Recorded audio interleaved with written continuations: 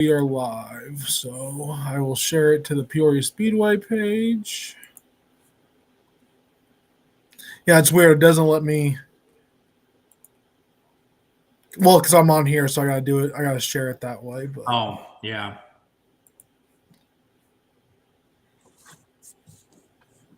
all right. Feed.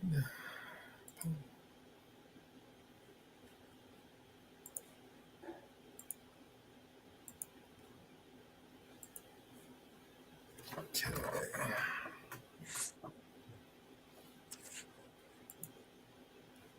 All right, come on, Cole.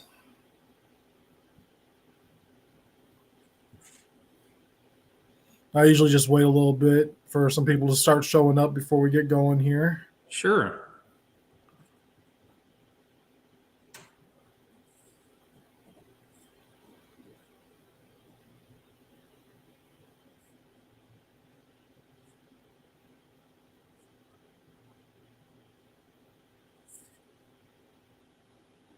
Yeah, trying to get everybody to show up is probably the hardest part of the whole thing. Yeah, especially when I hey, we're gonna do this at 7. Yeah. Well, we had a time change recently. So. Yes, we did. And then I'll pull up. Where's that at? We did our ceiling in our basement the same as yours. I really like it. Yeah, I had square tile ceilings. It was old school. That's I how ripped ours all of was it when out. we bought this house, and it makes the ceiling feel a lot taller too. Doing Yeah. it that way. Usually I turn the computer around to face the TV and I have the logo in the background, but I didn't mess with it today. Gotcha. Okay, if he pops in, he pops in. All right, we're gonna go ahead and get episode 4 of the Peoria Speedway live show started. I was supposed to have Jake Montgomery and Robbie Bauman Jr. in, but Jake is under the weather and Robbie had something come up, so Cole Sweibold is supposed to be popping in here sometime. But right now I've got Tyler Gilmore. He drives the 51 street stock for at Peoria Speedway. I was going to say Outlaw Street Stock, but we're back to UMP Street Stocks now. So, Tyler, when did you actually start racing and where did you start racing? Yeah, I started way back in 1999, I guess, in go-karts. We ran a few shows in go-karts, and I learned real quick that as a big kid, go-karts aren't, probably what I needed to do. So we did that a little bit. And then the following year was when local tracks started to come out with the Hornet division, like early, it was 2000. And I was 12, which now, kids are starting when can walk, and racing these kids mods when they're 8. But 25 years ago, when you started racing a car when you were 12, that was young. Or at least not a lot was doing it. So we found a 4-cylinder car for $175 and put a cage in it and raced in Burlington, Iowa. There was a little track called Flint Bottom Raceway. And they started, to my knowledge, the Hornet division in that area. And then other tracks started adding them, I think either that year or the next year. We went down to, I think, Lee County and raced a night or two. And but that's how it all got started, was with what was the Hornet car, basically. And did that for a couple of years. And then when I was 15, we put together a street stock and raced. I grew up over in Western Illinois, so we raced it primarily at Mercer County Raceway, Aledo Raceway, and did that for a year. And then the next year was when the B Modified started in the area. So put together a B Modified and raced that for a while. And I guess that's, I kind of went long-winded there how we got started, but that's where it all Hey, started. that's kind of what I want, is because the fans, they know you as the driver, but they don't know your history of how you got started. Besides, I mean, your fans and family, they know you, but not the fans that just Right. see the G51 out there. So, yeah, Yeah. a lot of the Peoria locals, they would go to Alito and race over there. Yeah. It was when I first, or my dad raced in the 90s, and I think when it first started, it was Friday night. They raced, I think, or Saturday nights. I think East Moline raced Fridays and or Sundays for a Yep, while. Friday and And Sundays. Yep. they were Saturday night. And then, sort of, when I got into it, it was more Sunday afternoons, um, which was nice because you get home, at a decent time, but it was always hot and the track was always dusty because they raced at like 2 or 3 in the afternoon. Yeah. Um, but yeah, I didn't venture over to Peoria until later in life, but I do remember, I think um, Mike Chastain Sr. used to come over there and race a lot, and some of the other Peoria guys. So Yeah, Chastain would go over there. Billy Tuckwell would go over there. Randy Maring sometimes. It just yeah, depended on the Sunday. J.R. McMahill would pop in there sometimes, but yeah, yeah, it just depended. Um, but yeah, so last year you finished second in points to Barry, was it? yeah. Barry pretty much put the spanking on all of us, but it Yeah. was a good year for us. The last, I don't know, I guess 3 or 4 years, I've been driving Seth Stanika, or otherwise known as Slick Johnson's car. Life just got busy, and um, we took on a house project and had kids and things, and it just got busy to do our own thing. And Slick was uh, sort of wanting to transition over to the wrenching, which worked out really well for me. So, Yeah. been running his car the last few years, and yeah, it's went good. It's been fun. It's been nice to sort of share the responsibility cost wise, and the working on it wise. So it's made it a lot more manageable. Yes. So what's your plans for 2025? I know our schedule kind of fits a lot of people. A lot of our locals love the schedule from last year and this year, because you're getting time off to be able to go and do family stuff also. Yeah, last year was the first year I've ever raced that I've been available to attend every racing or every points night at a track. So, yeah, for a guy like me that's got a young family and a lot of things going on outside of racing, it was the ideal schedule. Yeah. And I think it showed. I think car count wise, the car count was up. I think attendance seemed to be up, and just in general, it seemed like everybody, the race nights we had, was excited to be there. You didn't sort of get that mid to late season burnout, where we've seen in the years past. So, Yes. there's diehards, and I was there 6 or 7 years ago that I wanted to race 2 or 3 nights a week and, go as much as I can. But for where I'm at in life, the schedule's perfect. And, there's plenty of other tracks around that if guys want to go and race on off nights. So, yeah, that's how I am. I went, let's see. Well, we'll go to my photography days of it.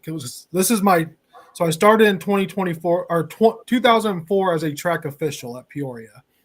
So this is going on my 21st season. But when I was doing photography, I was hitting 60 to 70. I think the one year I hit 81 races. And I had no life really. It was just race. yeah, your life is racing. I Yeah. mean, which is fine. But as there's other things that Yeah. once you get married or have kids or this or that, It's taken, yeah. So with what Brandon went to, it worked for me and my family very well. And like you said, 2 years ago, we were getting 65 race cars a night. Last year, we were at 91 race cars a night. So yeah, I mean, it's tremendous. And there's nothing cheap about racing, whether you're operating the track or, on building a car or running a team or own the team. So, yeah, every car that, and a lot of it is, when you have an extra car, then they bring their family and friends. So you've got an extra 4 or 5, 6 people in the grandstand, yep. and it's a trickle down effect. So, And Peoria, it's one of the cheaper tracks to get into still. A lot of racetracks have went to $15 for the grandstands. Peoria is still at 12. So I think for specials, we've always been, well, even when Sherry Hamilton had the racetrack, it was $25 to get into Summer Nationals. That hasn't changed in 20 years. It's still $25 to get in. So I think we've tried to keep our costs to where families can still come and not go broke. So we're going to try to keep it that way as long as we can. So yeah, I mean, there's no doubt in the last 5 years, everything's almost doubled in cost. So I'm sure your operating expenses have done the same, whether it's, track help or, minimum wage went from, whatever it was, $7, $8 an hour to $15 an hour. I mean, it all, so to get people to come out there and volunteer their Saturday nights, I'm sure your wages have went up and everything. So and a lot of people don't realize that, but it's, it's definitely anything you can do to get butts in the stands, and keeping the cost affordable to get in. And then, if they've got a little extra money, they'll support you at the concession stand or whatever. But so what are your guys' plans for 2025? The last few years, I think we've ran, 10, 12 nights. We'll probably do something similar. Maybe if things go good, maybe we'll run 15 nights. But Peoria, Spoon River's added some nights that we'll, probably visit there on off nights at Peoria. And then we've last couple of years tried to go down to Lincoln for their fall nationals. And I don't know, East Moline, I don't know if they're going to end up running or not. They usually have a fall show over there we like to visit and, maybe hit a couple others, but it'll primarily be Peoria and Spoon River. It works good for what we're doing. Like I said, kind of makes it more manageable from a time aspect and so on. Yeah. I don't know what East Moline's doing. I know they were in search of a promoter, but I don't think anything's came up for that. So that's a Sunday track that I hope gets going because that's been there. It's been a staple for years. It's a real shame. The promoter they had the last couple of years really transformed that facility. What they did there on the backstretch with the seating they added and, they sort of reconfigured the track and hauled in some black dirt, and it was real kind of not exactly what you guys did with Peoria with kind of reconfiguring it, but it was flatter and wider, and it was fun to race on. So hopefully they find somebody to take it over. But there's a lot of people that race in that area. There's other Davenport's right there, LaSalle's putting back up to keep, I think, people racing. So even if they do take a year break, it might it may end up being a good one for them. But the bad thing is when you don't have other tracks in the area and a track closes, then a lot of the people that race, they just stop racing. They don't want to drive 2 or 3 hours to a track. So but hopefully they figure something out. It was our couple of experiences there the last couple of years has been good, and the facility is really nice. So question, how did you get your nickname Tenderloin? So I don't know, when we were racing 6 or 7, 8 years ago, we were racing a lot back then. And one year we said we were going to do the Tenderloin tour and see which track had the best Tenderloin around. So I guess it just stuck, but yeah, that's how that came about. Which track had the best one? When I was younger, I think 34 Raceway had the best one. Lincoln was thick. Yeah, Lincoln had a really good one, homemade one there a few years ago, but I think they've gotten rid of it, And then there's a lot of similar ones to Peoria, that style. But yeah, 34 used to have that real thick one that was, I don't know how they did it, but it was good. Yeah. So, Cole, can you hear us now? I think so. Can you guys hear me? Yes, we got you. Yes, sir. All right. I had to do a complete reset and everything. So I was like, man, everybody looks good. Tyler's like he's talking important stuff here, and I can't hear shit. Yeah. No, we just got done asking Tyler where his Tenderloin nickname came from, and it was from the Tenderloin tour he went on. But Yeah, the best I agree tenderloins with in the you. pits. 34 Raceway in the 90s and early 2000s had a really, really good tenderloin. It was thick and it was always good. Lee County had a really good one also. Yeah, they did. I will say the Peoria concession stand's heading in the right direction now with the Rabers meats you guys have added here the last year or so. Billy's been doing a good job down in the concession stand there. So yeah, they pump up for a small concession trailer. They really pump a lot out. Yeah. Yep. So Who knows? Do you remember what year you got your first feature win? Yeah, it would have been 2003. It was when they first started B modified Vitalito, and there weren't very many cars, but a lot of nights we were running with the A modifieds, so they kind of mixed us. And but you got a lot of experience, and back then I had a old Leaf Spring car when I started with a little 360 engine. But racing on Sundays in the sun, all these other guys had these big, 400, 430 engines, and I'd just go right by them, because they were all boiling the tires off of them, and I had a 2-barrel carburetor and a small engine, and I just, it was kind of like an unfair advantage really when it was that hot. But well, now all the late model guys do it with their restrictors and all that. Exactly. But yeah, we did that, and I raced until I went to college in 07, and then I didn't race really until I got back into it. I moved to Peoria for college and got back into it in 2014. And I had been racing modifieds before that, and I thought, well, I'll build a street stock. It's got to be a lot cheaper. And boy, I was wrong. When I got back into it, I thought, well, I can spend a lot less money, and it evolved a lot since mid 2000s to 2015, and the engines and what you had to do. And I mean, a lot of guys are doing that. And, but anyway, got back into it and raced the street stock ever since. So, Tyler, who would you like to thank before we switch on over to Cole here? There's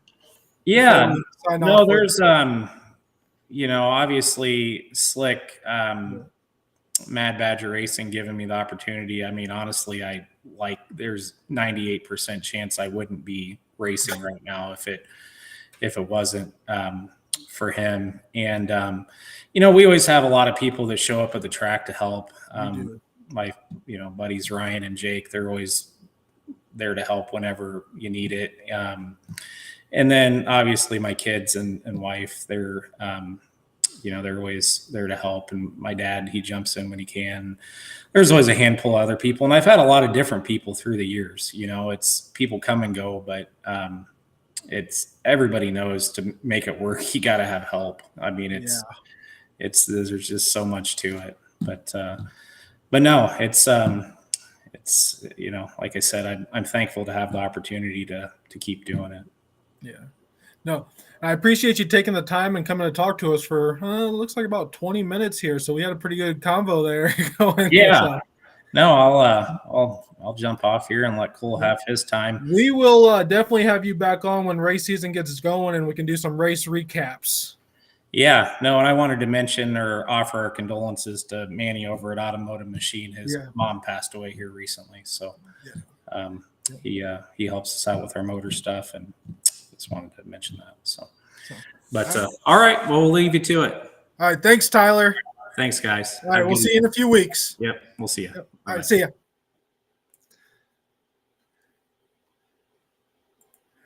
All right, we got Cole Swibald on with us now. We had him on for the first episode to talk about his race party coming up, and since then it was a great race party. We had a couple more. We had Riley Robertson's race party. That was a good one. And then this coming weekend, we have Deegan Dozard and Alan Stipp's race parties. Yeah, there's quite a few coming up. It's like the March used to be February was kind of a busy month, and it really hasn't. Where March has really been the busy month for parties, and we've been, thanks guys. I'll get to that here in a minute too. We had all the crew guys come over here. We were putting motor in and from our trip to Mississippi to see Jay Dickens. But yeah, with race parties, I got about 3 things I'm doing this weekend. We were trying to get over to Allen's. We're in his cash bash. More than likely, I'm probably not going to be able to make it because we got Deegan's and I have my crew member's wife's birthday party at the same time. So we're going to try to hit as much as we can. Yeah. In between days of building this thing, I mean, if you'd have came in here, well, during the month of February, we didn't work on the race car. It's all party. We're building stuff in here. We're putting baskets together, and our garage is a mess. So then the party's over. Then it's all right. 2 weeks, let's build a race car again. So the good thing was all we had to do is put a body, a nose, and put the motor in. Everything else was very fresh. We didn't, like I said, I think I only ran 10 nights last year, so everything was brand new before we went out. So we're excited for that. Yeah, I hope Jeff, will you be going to Deegan's or you're going to Allen's, aren't you? No, I'll be at Allen's. We're leaving Saturday morning to head out there, and we'll stay the night out there. So that'll be a good one. I hope he has a good turnout too. And yeah, if we didn't have everything going on, I'd have tried to go out there first and then cut back to Deegan's if possible. But there's only so many hours in a day. I actually had bought Monster Jam tickets for my stepson and I didn't realize when I bought them they were on the same day as the race party. So luckily they sold on Ticketmaster earlier yesterday. So good. Oh, the resale. Yeah, the resale. Good. At least I got my money back on that one. Yeah, there you go. No, yeah. I mean, I was down at the racetrack yesterday. The track it's hard, so good. It wasn't real soft. They got some stuff they're doing to it this week that we will be ready to rock and roll next weekend. So yeah, there's a high chance of us being there. This will probably be the first year since 2014 I've made a play day. Yeah. So weather and everything else in between, but we'll like I said, I'll build a nose in 2 hours and mount it, and we already have the bodies cut out. We just got to put them on, and more than likely, and then we'll get a hold of Austin when we want to get young blood to wrap this baby and make her look pretty, and we're ready. We could have fired this thing up tonight and made my neighbors mad if I had my carburetors. We sent them off the week before we went down to Jay's. I showed up that Saturday morning. We're sitting there, and his UPS guy walked in, and I knew what my box looked like. I said, "There is no damn way that's our carburetors," because I mailed them on a Monday, did 2-day priority through the post office. And we show up, sure as shit, that was ours. So I wasted $34 on shipping when I could have just drove them down there myself. Yeah, exactly. Because he was ready to send them. Because when we get the engine done, send your carburetors, we'll dyno it. With it, then all we got to do is we're set and go. And because I had one was worn out, it'd been 2-3 years since we'd done anything. Then the other one was what we ran at the end, and we wanted to have them all fresh.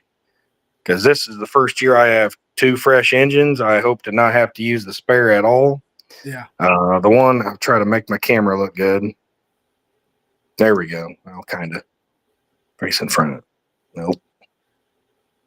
You can see it. Okay. I was wondering. It might be backwards, but yeah, this is the new one we just got. It's new to me, but we refreshed it up. We bought it last year before, and we ran it in the Pierce car. We ran it in the Kryptonite until she got a little tired on us, and we ran out of laps and called it a year. We wanted to, because I think Peoria had one more night we were wanting to run. Yeah, we ended it with the state championship last year. That's right. And then we didn't get to make that night. That's right. Yeah. And then this year we're going to do the state championship before season championship night. So there are 2 separate nights this year. That'll be all right. Yep. Oh, what'd I do? Oh. Facing front. Come on. So your camera went off, but we can still hear you. So I wonder what. Oh, there wait you a go. minute. There you Hey, go. we're back. I fixed it. We're back. Okay. I hit the wrong button. Yeah, we're excited. I'm excited for Peoria season. I love the schedule. I've heard some of the fans, and nothing against the fans. We love them, but the fans are not the ones that are spending what we're spending to come out and put a show on for the fans. And I honestly think we do struggle on nights of holiday weekends, bigger shows in between. And this schedule should give us the best car counts, should give us the best fan counts across the board. Everybody in between. Come on, That's like Tyler and I were talking about. 2 years ago, my average car count was 68, 69. Last year, it was 91 race cars. Oh, yeah. We had a huge boost. And that was even nights when you were only running 4 or 5 classes, and we had great car counts across the board. And those first, 6 nights I missed when I was out and I was coming down, I said, this is great. I love seeing it. Coming down and helping us. Oh, man, I loved it. It was I stuck you in a push truck. Yeah, I didn't mind it at all. I loved it, helping Jay and helping everybody. And it kind of gave me a respect to you guys. And I think it kind of gave a driver's aspect to you guys as well, to kind of like to see what we like and what we don't like. And like I said, I think the way Peoria ran the whole year, you guys got better throughout the year. Everything did, even with like little mishaps on the water truck, getting the pump fixed the next week. Boom, we were back at it. The track stayed good, except maybe 3 nights really, and that was weather, heat, rain, everything. Like you can only do so much, and a lot of people don't realize that Peoria doesn't. It's not on top of a mountain. It's not out in an area where it has good drainage. It's in a hole. It's in a flood zone. So to do some of the races you guys did last year when we all thought we was going to be sitting in the garage drinking beer, and you guys say we're racing. So. Your dad's race, the first race of the year, that Brandon said we were going, and I didn't think that was ever going to. I'm like, are you serious? And we got lucky. I don't know if we kept kind of joking around. Like, is there anything we could have done to sped the show up? Well, we had a great car count. Yeah. We got through qualifying pretty quick. We got through the heat races quick, all the classes, and we made the whole late model race, and we made all but 10 laps in the modified race. And then it came down. Yeah, and it let loose. Everybody, I call it radar racing, but it's going to go north, and then the wind would change a little bit, and then you'd watch it drop down. And so it was fun. That's why I hope this year we have the same. Me and Matt, as we had our 9.5-hour drive to Aberdeen, Mississippi. We start MLRA being done. I expect Mars to have a bigger following. Yeah, with them picking up the Iowa tracks they did. Hopefully that will bring in like the Simpsons and some of them Iowa open motor guys. I totally agree. And I just seen today that Bab's running the whole tour. Really? So, that's good. I mean, the March series it's better than the Summer Nationals could ever be because mainly it's spaced out. It gives you a chance to race. Honestly, like I'm not in that. I spend my money on my race car and everything else, but I'm not in that boat to where I could travel every single night. Yeah. But the March series gives you a chance where you can pick a weekend and you could afford to hit all 3. Yeah. And that's what I like about Summer Nationals. You're taking a week off of work to try to run those races, even when they're close by, because some of the traveling's rough. They call it the Hell Tour for a reason, but we've all had that argument up and down the road for the last 20-some years with the Summer Nationals. But what I like with Mars is it's a year-long series that's spaced out and gives everybody a chance. I mean, it's what Matt and Jonathan Clayton do with that series, how they help the drivers that are committed to the tour and everything they can in between. It's huge. And are we kicking off that weekend with Mars, or are they a weekend before us? They are. So Mars is at Makokata, Iowa at the end of this month. Oh, is that the Nippy? Yeah. So that's a Mars race. Ooh, yep. That's one of the races Mars picked up in Iowa. They go to the first weekend of April. They go to Paducah, Kentucky, and Charleston, Illinois. Okay. That ain't that far apart. That's perfect. Yeah, and then it's the Illini, and then I think they're off until us, which is Brownstown, Illinois on Friday, and then us on that Saturday. Good. So That's what not to like kind of down anybody. I haven't heard anything about East Moline because I knew they tried to do last year. They wanted to do the 3 in a row. yeah, That East Moline got rained out with everybody else on that Sunday. I hadn't heard if East Moline was running races at all or if they were running a Mars they race or don't not. even I have a haven't heard. promoter as of right now. No kidding. Dang, that's sad. They just did all that work to that track and made her nice. I like what Quincy's doing. They're doing great right now. They're kind of making things. We've seen a few things we've seen today, but they're making improvements and it's huge. I know a lot of people aren't a fan of that wall, but I like the banking getting back in it because that's to me it's going to make the racing so much better. When we were at Quincy every Sunday when I was a child, 4, 5, 6 years old, that track was banked. It was shorter, but it was banked. Yeah. Yep.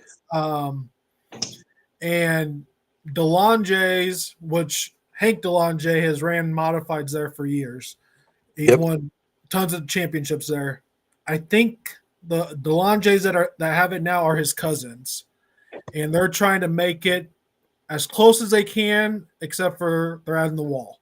So what it was. That's great. And it'll make every class exciting, honestly. Yeah. When the big motors show up, it's going to be fun because it's going to be multi-grooved. It will. The wall, that's the only, we've always said for decades, we've said, what could you make Spoon River better? Put a wall around it to build a good cushion. Mm-hmm. Then you got to figure out how you're going to reconstruct the entire place. Peoria Speedway, we're getting that dirt back to when it got chopped off years ago. And there's a cushion. There's something you can feel up there. And each week keeps getting better with this new dirt. We keep finding new ways to make it faster. And that's why I love seeing these tracks getting better. My friend Billy Decker, he was sending me videos of him. They were doing track work at Fairbury. It's in Farmer City, just had a practice, I think, yesterday. So seeing all these tracks, they're doing it for us. And it's not just for the drivers, for the fans, because they want to have more fans come in. Yeah. You get a more exciting race, you're going to get more fans in the stands, and that keeps this exciting hobby and going for more years. And because we know, like Tyler was saying about the street stocks, look what it's changed in just the last 10 years, the last 15 years, 20 years. Late models, our cost of our equipment goes up, the technology goes up too, but honestly, we haven't changed much in 15 years except the cost of it. Yeah. And if we could ever see that go down, you could have those 30, 40 car counts every night per class. Late models, I mean, you know me, I'm not a big crate guy, but you see them starting to drop off, and then some nights you'll see supers go up or go down. It's everywhere, nationwide. Yeah. But to see what tracks are doing around here locally, because Illinois is full of the best racing, the Illinois area. We'll even count all the states around it. We have some of the best racing you can go to within 5 hours of Central Illinois. And to see what all these tracks are doing and improving, I love it. I love every minute of it. That's where Peoria actually comes into play for a crate late model guy, a low budget late model guy, because when that track slicks off, the crate late model can win a feature at Peoria, and we saw that last year with Rocket Minute and Miller. They both ran clean. They ran smooth, and it's we got good in the slick, and those nights they won. I wish we could have had a chance with them, but the way the track is, as long as they stay smooth and slick, crate guys got a chance. Mm-hmm. They can build them up. They can. I know on the crate class they're kind of stuck with shocks, but in the supers, if you have a crate motor, you can have a little bit better adjustment. And so I've tried to tell a lot of guys that if your track's not running, don't be afraid to come to Peoria. Yeah. It pays good. It pays better than any crate show weekly. Well, there's guys that are finishing like fifth place getting $80. Like, no. Yeah. Peoria's paying. They're paying good. Dakota Ewing's dad. They just won Bobby's late model. Yep. And they still have the crate late model for Dakota's brother. Dalton, He's moving up from the B mod to that. And I was telling him, I was like, you can bring both of those cars to Peoria, and your crate car will be just fine. It'll be just fine, especially with the cars set up fast. I mean, Dakota can wheel, and Dalton, he was wheeling that B mod. He's got a really good shot to ring up front. He was good in that B mod. I know he had good runs at Macon. He was fun to watch at Farmer City the nights I was down at Farmer City. So I don't see him. I can't lie to me. We're sitting here, I'm putting this motor in and everything. I said, I know I got to be on my game because I think in my mind and what I've kind of listened and seen throughout the year, this off season, that Peoria should have 15 to 22 late models every Saturday night. Yeah. And even when some of these other tracks are off, I think some of these guys are realizing, we might not be able to stay or we might have to drive farther, but we're going to make more money and have more fun than our local track that's running crates in it. And I don't want to take that away from anybody, but racing's about having fun. Jeff Hall, 100%. When in 2015, I quit having fun at Peoria. And I went to Fairbury, and I was there for 3.5 years every Saturday night. It was 212 miles round trip and a whole lot of diesel fuel, a whole lot of beer, and a whole lot of fun. Yeah. And it took a while for me to come back to Peoria. And I started having fun. I started having good finishes. I do miss going to Fairbury, I do, but it was getting where now with what we're at in the economy and everything, you got to go where you're having fun and can afford it. And Peoria is the track.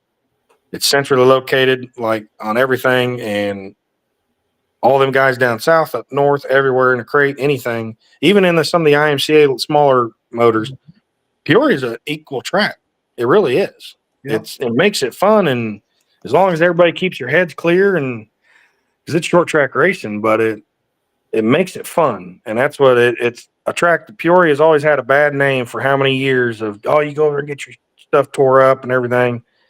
Said anymore, I haven't been getting my stuff tore up. It's just staying clean and racing right. And you might rub a little, but you're not taking the whole body off and changing nose pieces and everything every single weekend. And that's what I love what Peoria's doing. Brandon Dean, you, Cody, Jay, everybody, and the staff has really made it great for the racer again, in my opinion. So and I appreciate everything because I do think this year competitively, I'm hoping to be there. We got our first win last year. I hope to get 2 this year. You got to set a goal, but I know they're not going to come easy. I've ran 3rd, 4th, and 5th a lot of times behind Roger and Todd Bennett. And I don't know if Roger's coming back. I know Todd's kind of got the shoes hanging up to help Braden, and I love racing Todd and Braden.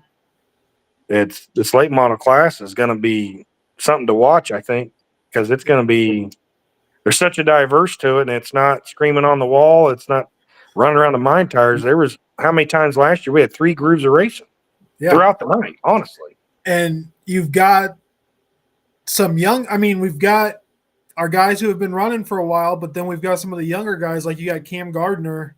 Yep. That kid made huge improvements last year. Oh, absolutely. He's only going to get better. Well, he had surgery, so he didn't even get to race till late in the year. Yeah. So the races that he got, he made so much progress in that short amount of time. Then you've got Brayton, who jumped into the T2 car. Yeah. I mean, Brayton could wheel the car anyway, and then getting in with Todd, that just stepped his game up even more. Absolutely. You're the king of Todd is a Central Illinois legend. I can't just say Peoria legend because he's Todd raced ever. He's a Midwest legend. He's won at Spoon, he's won at Fairbury, East Moline. I was trying to figure out what track he has not won at, and I couldn't think of one. So I didn't know if there was a stat at Farmer somewhere. City, but I don't think he pulled one off at Farmer City. He came close there, but he sent me a list of tracks he's won at, and he's won in Illinois and Iowa. So he's there. The experience that I've had with Todd and parking, it's been a huge thing. I love parking next to Keith. We have a lot of fun with them guys, and then being close to Todd and just asking him questions, and it's just like, when I ran with Bobby Pierce and I had Bob. Bob Pierce is a legend. He's a Hall of Famer. The guy he'll forget more than I'll ever remember.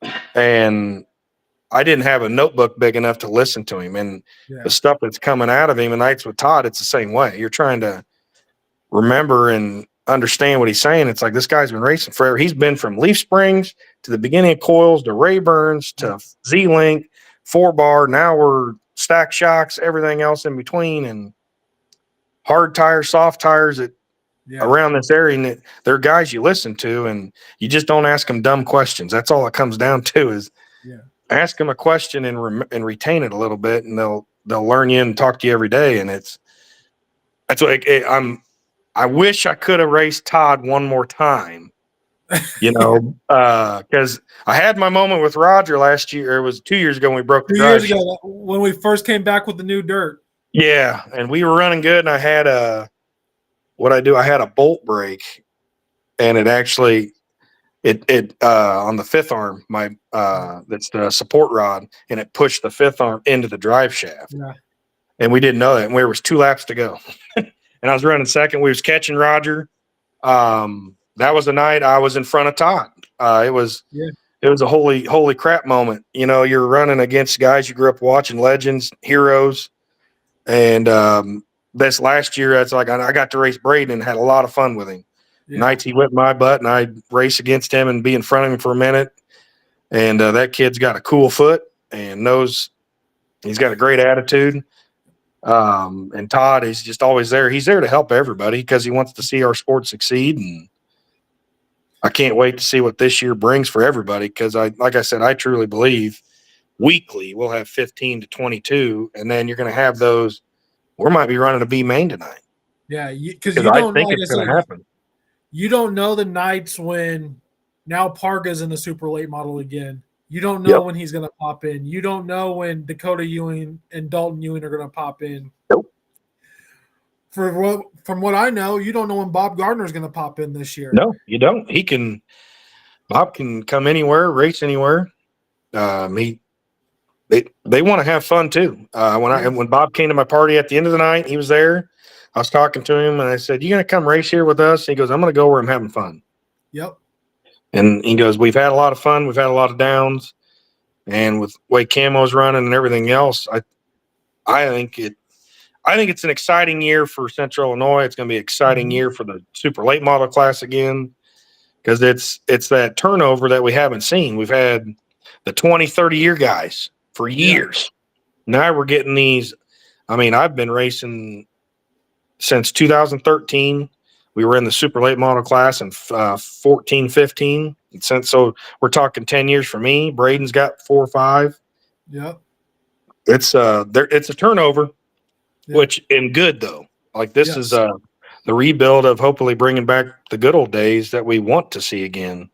Yeah, I mean Robbie, he's got him a new good car. It's new to him, but that's a good car Robbie's got. Absolutely, so they have some luck. It's a fast car. Yeah, and it's going to be a learning curve for him, and he said it a bunch of times. But Robbie's raced long enough that I think once he feels it, he'll click into it quick. And he's had Rayburn, but they had a 4-bar car this last year, and he started clicking off some good laps. Yep. And this new one, I know they got a different engine package, and they got a good shock package, which that's the name of the game right now. But I'm really excited for Robbie. Curtis Radke ran great. He was the most consistent driver last year out of everybody.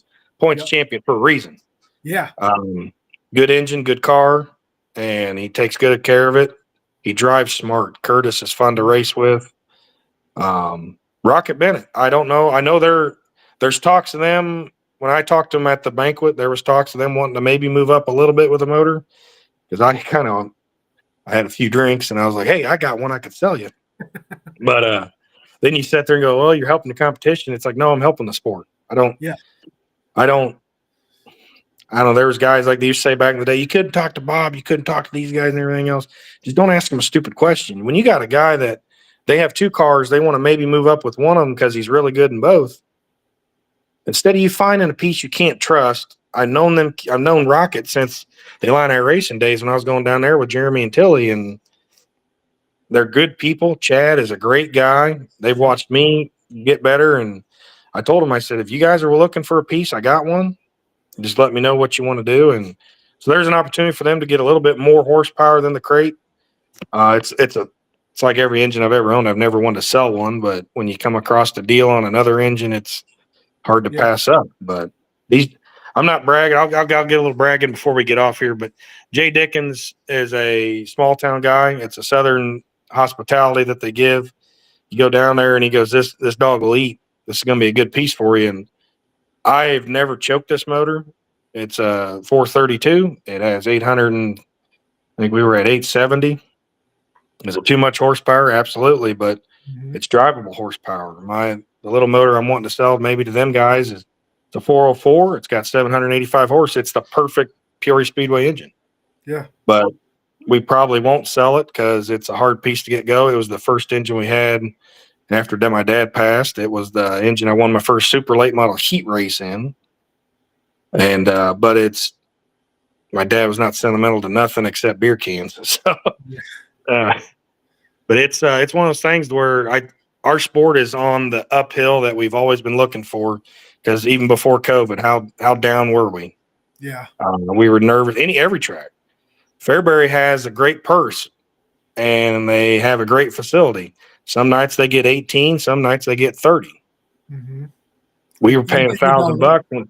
There was 3 times last year Peoria had a higher car count than Fairbury did on a Saturday night. There's a chance, I think, like you said, you got Dakota moving up, Dalton getting into a crate, Jose back to a super. There's 3 cars right there that can go anywhere and win. I don't know, Jeff. I'm really excited for Peoria Speedway. I'm excited to get behind the wheel and actually get to make a play day, run the opening nights. I got a feeling we're going to run a full schedule this year, and I love it. I'm excited to be a part of it. Hey, Adam G, thanks for commenting on here. He's up from the Moline area, and he said if we see Todd, we'll definitely see Todd. Actually, Todd only lives about a half a mile from me, so yeah, we'll tell him hi for you. Absolutely, he'll remember, that's for sure. That must be Adam. Adam Gustav. So yeah, that's Ron Gustav's kid. Yep. So that's Adam Gustav. Yeah, he might have had a few memories with Todd. Yeah, they definitely. Yeah, Todd drove Ron's car at some of the big when they had the was it the Extreme or Have a Tampa and UDTRA. Todd drove their car at LaSalle with those guys. So that was a 90 car. So yeah, the black and blue 90 car. Yep. That's childhood memories right there. Yeah, Adam, we'll let them know for sure, man. So yeah, and what Ron would come down here for the Illinois State Championship almost every single year, and he had good runs down here. So Ron Gustav's a name you can't forget. That was all the way through the 90s and early 2000s. Yep. Oh yeah. Jeff, when do we kick off? What big races? I mean, I know we got dads at the end of the month, but we start out April 6th. April 5th is opening night. And then we come back. We're off April 12th. April 19th, I believe it is the Gary Cook Jr. Memorial. Good. Yep. So we'll do Gary Cook, the big modified race before, and then we'll have dads, and that's a Mars race. We'll have good modifieds and late models. If we finally got back from Mississippi, we'll be hitting hard on the lap money and I'm working on a couple guys to help out towards the purse, maybe making it bigger. Also I want to get every late model heat race winner. I'd like to, honestly, if I get enough money, I want to pay the top 3. I think the only race that does that is that Northern All-Star race at Jackson, Indiana. Yeah. They did. They paid $500 to win the heat race. They didn't pay down. That's something I want to do. Is if we could pay 300, 200, 100 for top 3, that gives guys something. We already got fast time. I'm more than likely we'll get somebody to more than likely we'll get up to $1,000. We do a hard charger award every year. We've made this event a little podunk Peoria Speedway. My dad's been around the racing. My name's not familiar to a lot of people, except maybe in a Donnie Baker video. Yeah. But it's something we've made every year. We try to make this bigger, and it only gets bigger. Mars coming on board last year was huge. We're hoping we have beautiful weather, beautiful racetrack, and I think we can get the money to roll up. I mean, the sky's the limit. I think we can keep making it bigger. We'll also see how this MLRA cancellation and merging with Mars kind of turns out, because it'll be a good tale, I think. Yeah, because you don't know, like, I don't know if I told you, but Tony Jackson Jr. from Missouri messaged me, and he was actually he was asking me questions about Mars, and I was like, why don't you ask Jonathan? But I helped him out with it. But it sounds like he's really considering racing a lot of the Mars races. It'd be good. Yeah, right now we've got $500 already sponsored for Fast Time for the late models that night. Yep. $250 sponsored for the modifieds. Good. And lap money is starting to come in slowly, but we're at $50 a lap for the late models. And I like that. That's a huge boost. I mean, was it Justin Reed the first year he actually walked away technically with $7,500? Yes. After it was all said and done. And last year we had multiple we had Fager, Dennis Erb, Ryan, Bob Gardner led some laps. I mean, last year was eventful for sure.